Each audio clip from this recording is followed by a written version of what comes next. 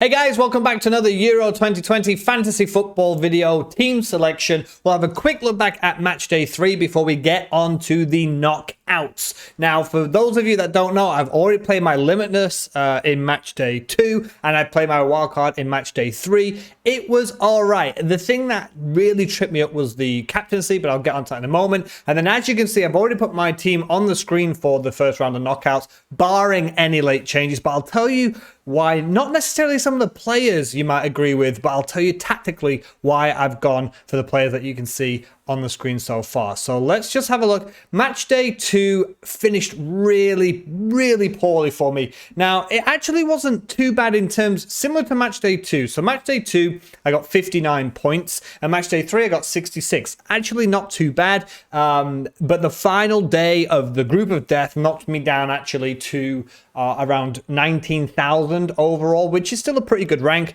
but it's another captaincy blank. I had a great match day 1 with captaincy. Pretty much all the captains I chose did really well. Match day 2, all my captains did nothing. And then match day 3, I finished with Goosens, who got 1 point double to 2. I had it on De Bruyne. I took the gamble. It was between Havertz and Gosens. I call him Goosens because I call him the Goose.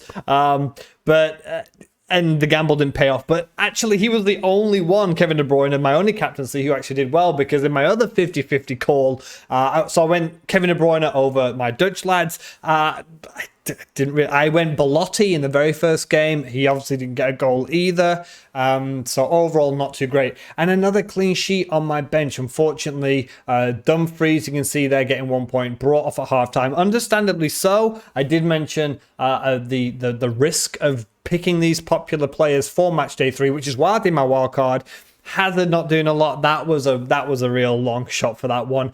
But you know, triple Holland, triple Germany, triple Belgium. You can see Vermaelen in there getting me 9 points. Mailer, the Danish defender, the wingback, getting me 8 points. Toloi, my Italian defender, getting me 6 points. So overall, actually was another good game week or another good match day, just a very poor one in terms of captaincy. And, you know, people getting Shaqiri's 13 to 26, for example, or Depay getting 12 to 24. That's where I'm losing some of my points. So it's not so much the players, it's in my captaincy picks. And as we go on to why I've chosen this, so before we get into the team, here's a very important suggestion I would make for you when you're doing your team, is to look at this. Look at the path to the final. So for those of you that are similar to me, I'll just zoom out a little bit because Wales-Denmark is not on, but I don't want it to be so small so you don't see it. So just plus Wales and Denmark to the bottom bracket, okay? But here is why. So I'll explain connecting this with the team that I've chosen, because for those of you similar to me, I've used my limitless and I've used my wildcard. It's done. Whatever is happening now is it for me. But I did mention in the rules now that we have more players from each team. Now it's 4 players from each team, and we have more transfers to make as we go through to the quarters, the semis, and the final. So I still stand by the decision to have already played my limitless and wildcard. And now that we know the path and the players that we can choose from, this is why when we come back to my team, why I've gone for these guys. So basically the tournament is now split into half, 50-50, right? Now the top half of the bracket up here, so I'll just zoom in here. You can see in this part, you've got Spain, Croatia, Switzerland, France, Austria, Italy, Portugal, Belgium. So it is an incredibly, I easily think that this half of the tournament is the most difficult one, because, for example, Italy against Austria, you're going to very likely suggest Italy, excuse me, is going to get the win there. We're going to form results, general ability, right? So now so you go back to your team and you think, yep, Italy, great. Now you can see I've got 3 Italy, not just because of Austria, but here is the other one. Italy is one of the strongest teams in the competition right now. I think we can agree they've been pretty solid. But here's the problem. They're going to play Belgium or Portugal next. So you can see in my team, I do have 1 Belgian player and no Portuguese players. That's because I'm edging my bets to think that it's only Boyata. It's only a defender. He's just there as a Belgian player. He's cheap. He could play in that back 3 for Belgium. And I think Belgium's going to get the win there. It's so difficult. That's why when we talk about the second half of the group, you can understand why maybe you won't have Belgium or Portugal play. So yeah, Ronaldo's fantastic. He could score 1 or 2 goals. Portugal could get the win. But if you back Ronaldo and let's say Diaz, you want a defender in there as well. You've got two quite expensive players that if Portugal out, you've got 2 players done. So for me, games that are so close to call, like Portugal or Belgium, it's probably best to just not go with them or just go with maybe one. So if you're just going to go for example, you think Portugal's going to win, go for Ronaldo. If you think Belgium's going to win, go for Kevin De Bruyne or Lukaku, because that's just one transfer. So that's why I've only got one player from this entire fixture. But then let's say I think Belgium's going to win this game. Then the next game, quarterfinals, it's Belgium-Italy. So when I'm talking about this top half of the bracket, it's incredibly difficult. Even if we say France, Switzerland, going back to my team, I've got Benzema, I've got Pogba in my side, and I've got Hugo Lloris on the bench as well. So I've got triple, I've got 3 French players there. Because I think France will go all the way. I think France possibly will win the entire competition. So they'll beat Switzerland. Croatia, Spain. Spain haven't been too amazing. Croatia have been okay. They pulled it out of the bag against Scotland, but I'm going to go for Spain that one. And then France and Spain. That is a really difficult fixture. Now we're looking at Belgium, Italy, France, Spain. So France, and I think Italy's going to take this one. So that's why you can see that when we go back to my team, I'm going with 3 Italians and I'm going with 3 French players, because you need to, unless you've got wildcard in your pocket or a limitless or whatever, you need to start backing teams that you think will go deep into this competition. Then we get to the semifinals. Italy, France, really difficult. I think France will take it, but we can just stop there for now because we'll have enough transfers to make when we get to the semifinals to sort out a team for the final. So now let's go to the second half of the bracket. Now, you can see the tightest game here is England and Germany. No disrespect to any of the other teams. I think the Netherlands are going to be the strongest, another strong team in this part of the bracket. Germany, not been fantastic this tournament. England have been incredibly, let's say, solid at the back, lacking in attack. But you can see on my team, I do have Raheem Sterling, because I don't want to say it, but maybe it could be a chance for England, because here's my thing. Whoever wins out of England and Germany, I think will get to the semis. It would be disappointing for either of those teams if they don't make it there. So I'm going to back England for this one. So Sweden, Ukraine, Netherlands, Czech Republic, Wales, Denmark. Now, the other strongest team that I said will go through will be the Netherlands. But again, England and Germany, and then Netherlands, they won't meet each other until they get to the semi-final. So like I said about Italy and like I said about France, we don't really have to worry. Obviously plan for it. Back the teams that you think are going to make it all the way to win the competition. But I'm only really planning myself for a team to get to that semi-final stage. So Netherlands should get to the semi-finals.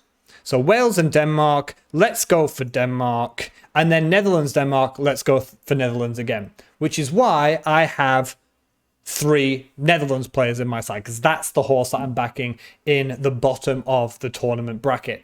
Which means England, Sweden, Ukraine, I'm going to go for Sweden. And then England, Sweden, bringing back World Cup 2018. England's going to get through again. Now we're into the last 4 teams. England, Netherlands, France, Italy. And as you can go back and see from my team, I have 3 from Italy, 3 from France, 3 from Netherlands, and I only have 1 from England at the minute. That could change depending on what happens. So, for example, because England is so tight between England and Germany, I can't throw my hat in there. So I've backed 3 of the 4 teams I think are going to make it to the semi-finals, and that's Italy, France, and the Netherlands.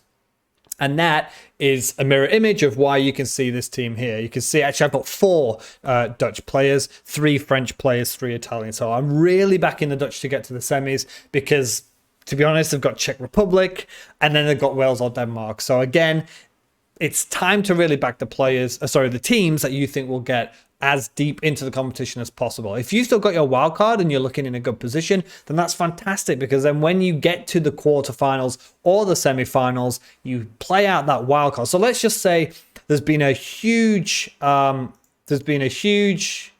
I don't know how to go back. There's been a huge upset, and Wales have beaten Denmark. Wales have beaten the Netherlands, and it's Germany, Wales in the semi-final, right? And let's say Switzerland pull one out of the bag. Switzerland beat France, and then they beat Spain, and then it's Italy, Switzerland, Germany, Wales.